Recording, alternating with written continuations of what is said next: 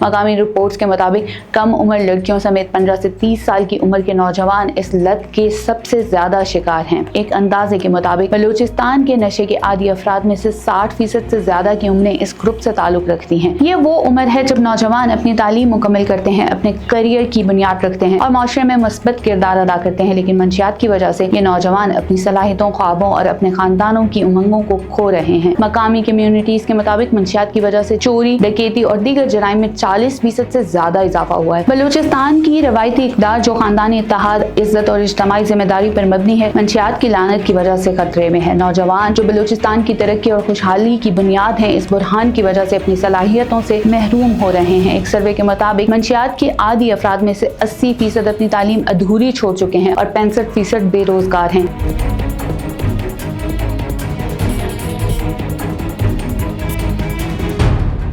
सदियों से ताकतवर कुव्वतें मंशियात की लत को एक हथियार के तौर पर इस्तेमाल करती आई हैं ताकि माशरों को कमजोर किया जाए, कौमों की खुद मुख्तारी को नुकसान पहुंचाया जा सके और पूरी आबादियों को अपने कंट्रोल में लाया जाए। तारीख की एक वाज़ेह मिसाल 19वीं सदी का चीन है, जहां अफ्यून की लत ने चीनी माशरे को अफरा तफरी का शिकार बना दिया। इसके अवाम को मुनहसर और इसकी कौम को आलमी सतह पर शर्मिंदगी का सामना करना पड़ा, लेकिन चीन ने अपने मजबूत अज़म, कौमी यकजहती और हिकमत अमली के जरिए इस बुरहान पर काबू पाया और अपने मुस्तकबिल को दोबारा मजबूत किया। आज बलूचिस्तान में इस तरह का एक अलमनाक मंजरनामा तेजी से उभर रहा है, जहां मंशियात की लानत और दहशतगर्दी का गठजोड़ न सिर्फ नौजवान के मुस्तकबिल को तबाह कर रहा है, बल्कि बलोच माशरे की सकाफती और समाजी बुनियादों को खोखला कर रहा है। ये कोई आम मंशियात का बहरान नहीं है, ये एक मुनज़्ज़म हथियार के तौर पर इस्तेमाल होने वाली लत है। ये मंशियात की दहशतगर्दी है जिसके पीछे मुबैना तौर पर भारत की हिमायत याफ्ता दहशतगर्द तंजीमें काम कर रही हैं। बलूचिस्तान के असला बारखान, रखनी, केच, पंजकोर, तुर्बत, गवादर और चाही में मंशियात की लत एक वबाई शक्ल इख्तियार कर चुकी है। खास तौर पर आइस इस बुरहान का मरकजी किरदार है। 2023 की एक रिपोर्ट के मुताबिक बलूचिस्तान के शहरी और दही इलाकों में 20 से 30% नौजवान मंशियात के आदी हैं, जिनमें से 70% आइस का इस्तेमाल करते हैं। ये दवा न सिर्फ सस्ती और आसानी से दस्तयाब है, बल्कि इसकी लत इतनी शदीद है कि चंद हफ्तों में ही इंसान को मुकम्मल तौर पर इसका गुलाम बना देती है। इसके असरात दिमागी और जिस्मानी सेहत पर तबाहकुन हैं, जिनमें डिप्रेशन, इस्तराब, हाइपर एक्टिविटी डिसऑर्डर और शदीद नफ्सियाती अमराज शामिल है। बलूचिस्तान के दही इलाकों में जहाँ तालीमी और माशी मौक़े महदूद है, मंशियात की रसाई और ज्यादती ने सूरत हाल को और भी संगीन बना दिया है। मकामी रिपोर्ट्स के मुताबिक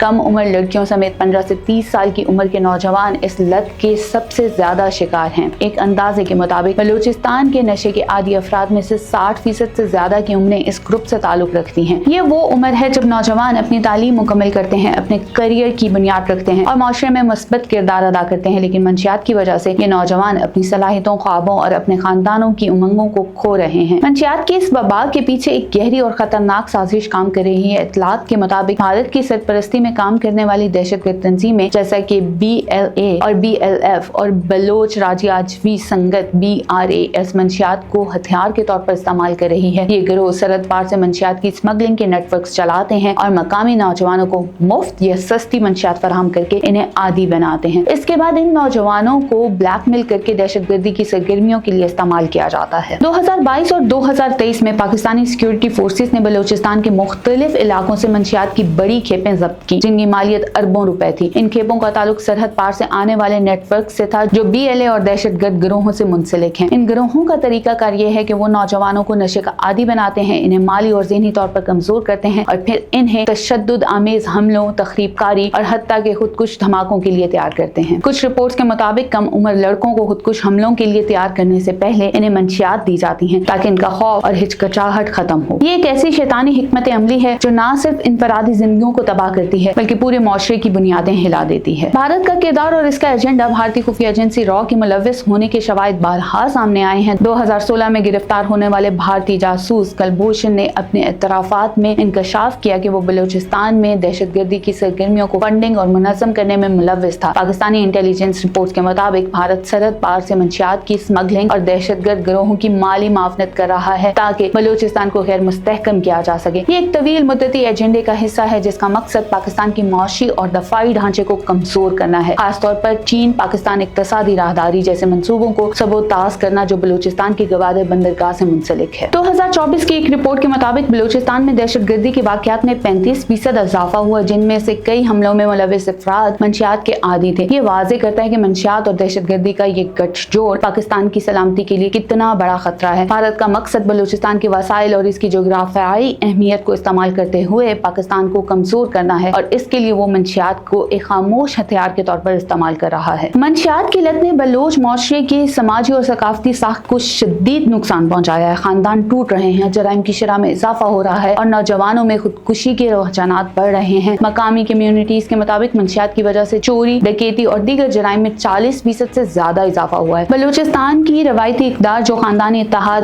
عزت اور اجتماعی ذمہ داری پر مبنی ہے، منشیات کی لعنت کی وجہ سے خطرے میں ہے۔ نوجوان جو بلوچستان کی ترقی اور خوشحالی کی بنیاد ہیں، اس بحران کی وجہ سے اپنی صلاحیتوں سے محروم ہو رہے ہیں۔ ایک سروے کے مطابق منشیات کے عادی افراد میں سے 80% اپنی تعلیم ادھوری چھوڑ چکے ہیں اور 65% بے روزگار ہیں۔ یہ اعداد و شمار اس بات کی عکاسی کرتے ہیں کہ کس طرح یہ بحران نہ صرف انفرادی زندگیوں بلکہ پورے صوبے کے مستقبل کو داؤ پر لگا رہا ہے۔ بلوچستان کے نوجوانوں کو اس منشیات کی لعنت اور دہشت گردی کے چنگل سے بچانے کے لیے فوری، منظم اور جامع اقدامات کی ضرورت ہے۔ منشیات کی اسمگلنگ پر قابو پانے کے لیے سرحدوں پر سخت نگرانی اور اینٹی نارکوٹکس فورس کی صلاحیت کو بڑھایا جائے۔ سرحد پار سے منشیات کی اسمگلنگ کے نیٹ ورکس کو تباہ کرنے کے لیے افغانستان اور دیگر ہمسایہ ممالک کے ساتھ تعاون کو مضبوط کیا جائے۔ بحالی اور علاج کے لیے بلوچستان کے ہر ضلع میں جدید بحالی مراکز قائم کیے جائیں، جہاں نشے کے عادی افراد کو طبی، نفسیاتی اور سماجی امداد فراہم کی جا سکے۔ 2024 تک صوبے میں صرف 10 بحالی مراکز ہیں، جو کہ ضرورت سے کہیں کم ہیں۔ تعلیم اور روزگار کے مواقع کے لیے نوجوانوں کو تعلیمی اداروں تک رسائی اور روزگار کے مواقع فراہم کیے جائیں۔ سی پیک منصوبوں میں مقامی نوجوانوں کے لیے نوکریوں کی تعداد بڑھائی جائے تاکہ وہ دہشت گرد گروہوں کی بھرتی سے محفوظ رہ سکیں۔ عوامی آگاہی مہمات کے لیے اسکولوں، کالجوں، مساجد اور مقامی کمیونٹیز کے ذریعے منشیات کے خطرے اور دہشت گردی کے نقصانات کے بارے میں بڑے پیمانے پر